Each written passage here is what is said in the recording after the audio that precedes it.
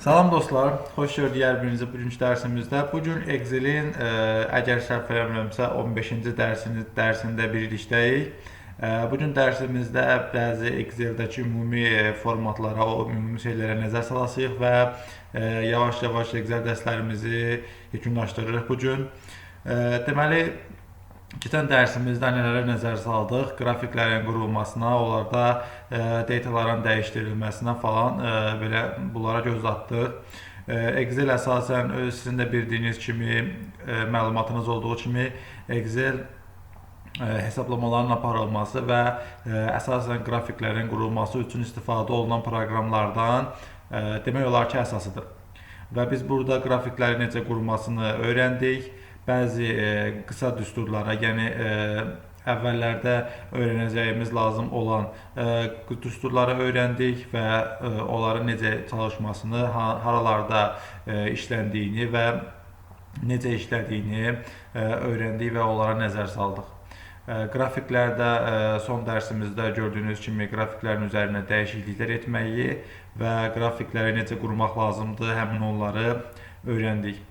Ümumilikdə Excel-ə bütövlükdə bir nəzər saldıqda isə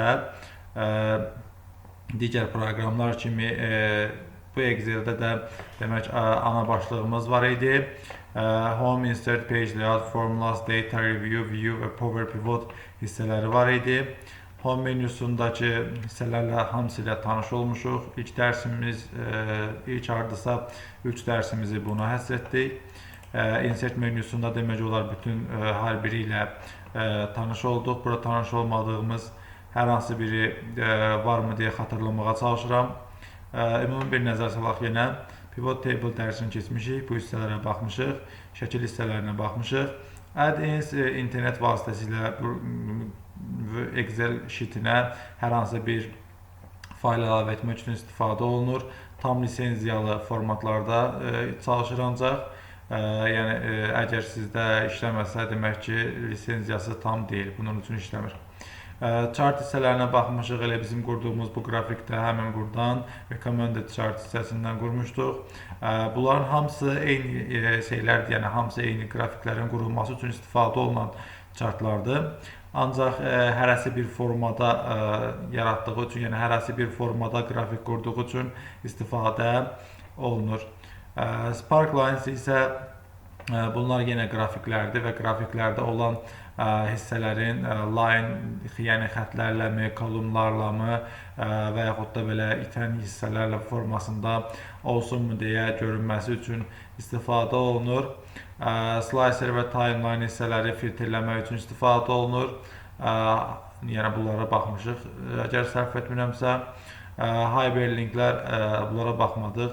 Hyperlink Excel sheetinizə hər hansı bir yerdən, hər hansı bir faylın yerini əlavə etmək üçün istifadə olunur. Məsələn, biz buradan hər hansı bir şeyi bura əlavə etmək istəsək, necə deyək, hardansa bir yerdən, məsələn, YouTube deyək, Excel deyək və bizim burada şəkilimiz olmalıdır. Həmin bu şəkilin yerini bura əlavə etmək istədik və gördüyünüz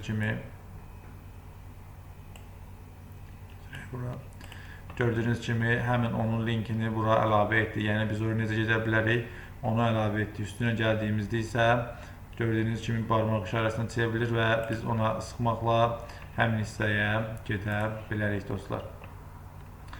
Hyperlink hissəsilə tanış olduq. Tekstlər bildiyiniz kimi yazılarda istifadə olunur. Textbook nə idi? Textbook hər hansı bir yerə qutu açır və qutunun içinə yazı yazmaq üçün istifadə olunur. Yəni hər hansı bir yazını yazıb, sonra qrafikdə düyməni sıxdığımızda həmin hissəyə yazı qalmış olur. Header and footerlərlə tanış olduq. Bunlar Word-də də bunlara tanış olmuşuq. Əgər Word dərslərimizi izləməmişsinizsə, oradan tanış ola bilərsiniz.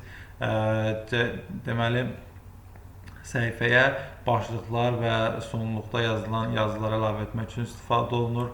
Word Art yazıların formatını dəyişdirmək üçün istifadə olunur. Buradan yazını, məsələn, biz buradan yazını seçək və Word Art vasitəsilə baxın, yazının formatlarını dəyişdirə bilərik.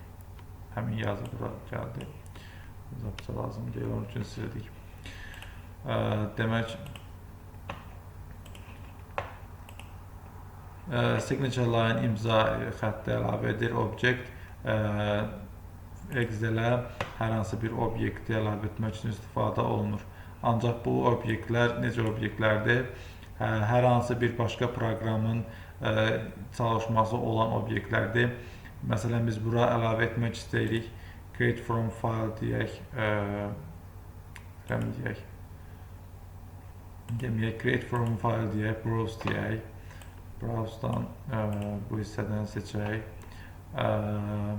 Proqram çalışmaları deyək. 3D Max deyək. Və bunu seçdiyimizdə, insert dediyimizdə və OK dediyimizdə gördüyünüz kimi bura əlavə etdi. Həmin o, yəni şəkil formatında bura əlavə etmək üçün istifadə olunur. Formatına başqa bir versiyada əlavə etmir. Növbəti isə burada equationlar var. Equationlar Excel-in əsas hissələridir. Yəni düsturların yazılması üçün istifadə olunur. Hər hansı birini sıxdığımızda baxın, yeni bir Excel şişə açaq. Orada yazımızı yazaq. Insert dedik və equation hissəsinə getdiyimizdə baxın, format açılır. Bu hissəyə tanış olmuşuq və dizayn hissəsi açılır. Dizayn hissəsində dostlar, demək, equation-dan burada hazır düsturlardan istifadə edə bilərsiniz və buradan baxın, buradakı işarətlər vasitəsilə necə, baxın, bu formatda məsələn buradakı işarətlər vasitəsilə siz öz düsturlarınızı istədiyiniz versiyada yaza bilərsiniz. Məsələn, siz bölünmə yazmaq istəyirsinizsə, buradakı fraction hissəsindən istifadə edərək necə bölmək lazımdırsa istifadə edə bilərsiniz. Ya da dərəcə əlavə etmək istəyirsinizsə, script hissəsindən əlavə edə bilərsiniz. Radikal, yəni kök altında yazmaq üçün istifadə olunur. İntegralla yazmaq üçün bunlardan istifadə olunur. Large operation, belə bundan istifadə olunur. Bracketlər, mötərizələrin yazılmasına istifadə olunur. Functionlar, sinus, cosinus, tangens, kotangens və s. yazılması. Bunlar artıq biraz daha irəli hissələrdir. Bunları mən bilmirəm. Bunlar limitlərin yazılması. Bunlardan başım çıxmır. Matrixlərin yazılmasında istifadə olunur. Yəni, sizə hansı biri lazımdırsa, bu hissədən equation-a gəlməklə siz öz yazınızı seçə bilərsiniz. Yəni, həmin yazını yazıb seçə bilərsiniz. Equationlar belə, simvollar isə dostlar, simbol nə deməkdir? Word-də də var idi. Belə deyim mən sizə, klaviaturada olmayan simvolları sheet-ə və yaxud da yazdığımız hissəyə əlavə etmək üçün istifadə olunur. Necə dedik? Klaviaturada olmayan fiqurları, olmayan simvolları sheet-ə əlavə etmək üçün istifadə olunur. Hər hansına əlavə etmək istəyirsə seçib, insert dediyimizdə əlavə edir. Baxın, əlavə etdikcə. Insert hissəsindən belə, page layout hissəsi ilə tanış olmuşuq. Formulaslar hissəsinə belə bir ümumi nəzər salaq. Formulaslar yəqin ki, adından göründüyü kimi formulaların yazılması üçün istifadə olunur və siz burada formulalara tanış ola bilərsiniz. Recently used, yəni tez-tez istifadə olunan formulalar burada var. Financial, yəni finansla aid olan düsturlar var burada. Məntiqə aid olanlar, textə aid olanlar, date and time aid olanlar, lookup reference, math and trying, more function hissəsində isə hər birində müxtəlif yerlərə aid olanlar var. Məsələn, statistical var, engineering var, cube, information, compatibility and web. Bu hissələrlə tanış ola bilərsiniz dostlar. Əgər yəni sizə hansı sahə üzrə formula lazımdırsa, buradan onu axtarıb tapa bilərsiniz. Data məlumatlar deməkdir və burada gördüyünüz kimi data hissəsi var. Access-dən məlumat daxil edə bilərsiniz, webdən və yaxud da hansı bir teksti daxil edə bilərsiniz bu hissəyə. Filtrlər var burada gördüyünüz, removed applicates data validation hissələrlə tanış olmuşuq. Flash fill ilə bağlı dərsimiz olub. Flash fill ilə bağlı dərsimiz burada filin altındakı hissədə flash fill-də olub dərsimiz. Qrup, unqrup, subtotal bu hissələrə baxmamışıq məncə. Ancaq baxacağıq əlbəttə.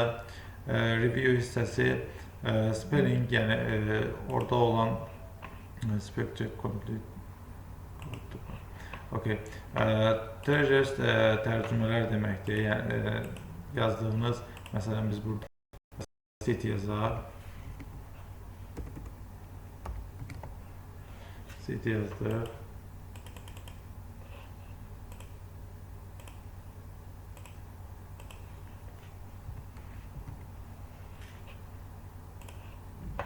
Baxın, həmin city-nin bu aşağıda sinonimlərini bizə çıxartdı.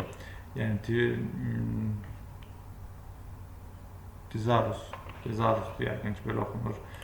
Bizdə sinonimlərin tapılması üçün istifadə olunur.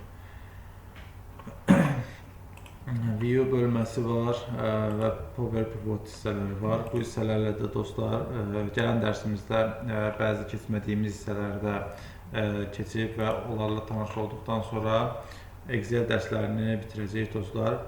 Əgər videoda məmnun qaldıysanız bəyənməyi və mümküncə paylaşmağı unutmayın. Və gələn dərslərdən xəbərdar olmaq üçün bu hissədən kanalıma abunə olmağı və sizin üçün ayırdığım bu video ilə tanış olmağı unutmayın dostlar. Gələn dərsimizdə görüşərik.